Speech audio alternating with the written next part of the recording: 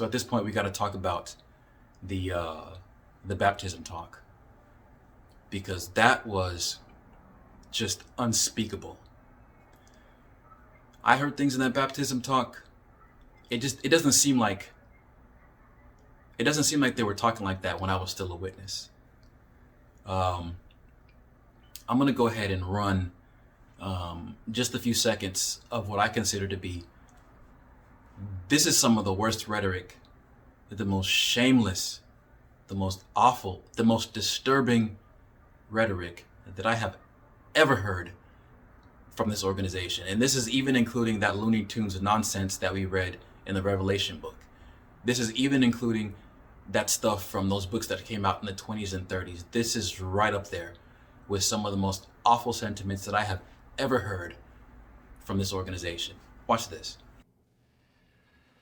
Keep clear in mind, though, that happiness is not something that you can buy for yourself or get for yourself, or you can't get it by loving yourself. Just like the warmth and light are byproducts of a wood fire, so too happiness is a byproduct of faith and love for others and for Jehovah. We could say that happiness is the warmth and glow from love's fire. The world will tell you, you can follow your dreams. You can be anything you want to be. But it is far better to let Jehovah dream for you. Your life serving Jehovah can be far greater than anything you could dream up for yourself. So that man stood up there in front of those people and he said that you can't find happiness in just loving yourself. You can only find happiness in serving others, helping others, and in service to this Jehovah. When he said that, first time I heard him say that you can't find happiness by loving yourself, it's like my heart skipped a beat, because that goes against common sense, it goes against logic, it goes against reason. It's just, that's the kind of a thing that a desperate person would say. That's the kind of thing that is so awful. That's something that a sociopath would say. That's something that someone who is so invested in furthering his own ideals and his own message, whatever that might be, that this person would be willing to say anything he's directed to say, no matter how awful it is. And then, of course, the part about when he said that the world will tell you that you can, find happiness by fulfilling your dreams, but how much more better is it for Jehovah to dream for you? Again, that's the type of thing that is alarm bells should be going off in your head when you hear something like that, because I honestly believe that it's just too much. It's just too much, Now, I want you guys to imagine for a minute that you're someone who copes with depression. You're someone who copes with low self-esteem that is so low that you can barely even get out of bed, that you can barely even get up and go engage with people at school or on your job. You're so depressed, that the idea of even allowing yourself to be vulnerable enough to actually develop feelings for someone in hopes of actually starting up a relationship with this person, you're depressed, you're so depressed, and you have so much self-loathing and self-hate that that's just out of the question. That's how deep your self-loathing is. That's how low your self-esteem is. See, but by some miracle, you've had your family tell you, look, just go to therapy. Go to therapy and see what they have to say to you. Maybe you've had friends or siblings that have seen how, in how bad a shape that you are, and they've begged you to go see somebody, go talk to somebody.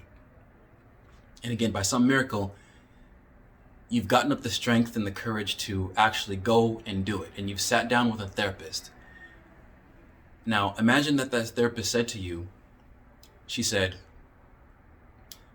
you can't find happiness in just loving yourself. The only way that you can find happiness is by going into the Jehovah's Witnesses, going into one of those kingdom halls and finding a way to engage with the Jehovah's Witnesses deity, with the God that the Jehovah's Witnesses worship. That's the only way that you will be able to find this happiness that's so elusive to you. See, you can't find happiness in just loving yourself. So don't try. So don't even try. See, can you imagine how crushed an individual would be if they went to a therapist and their therapist says something like that to them? And even further, imagine that you're someone who used to be a Jehovah's Witness. Maybe you disassociated. Maybe you got disfellowshipped.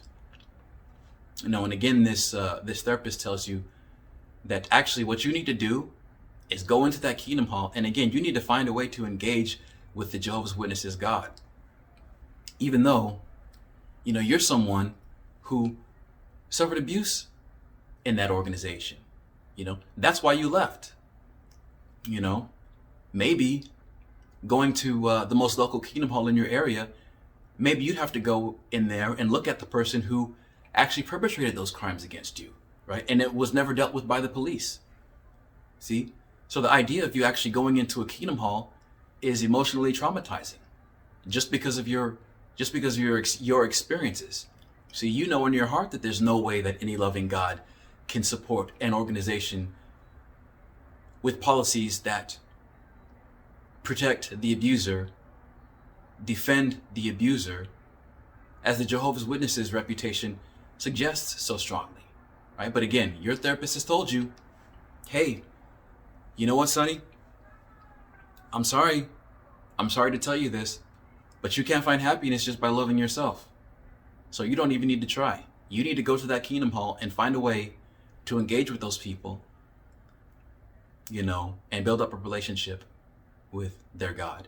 It's absolutely absurd, So those are just some thoughts that I wanted to share with you guys. Some thoughts that I've been kind of thinking about for a long time, ever since that assembly.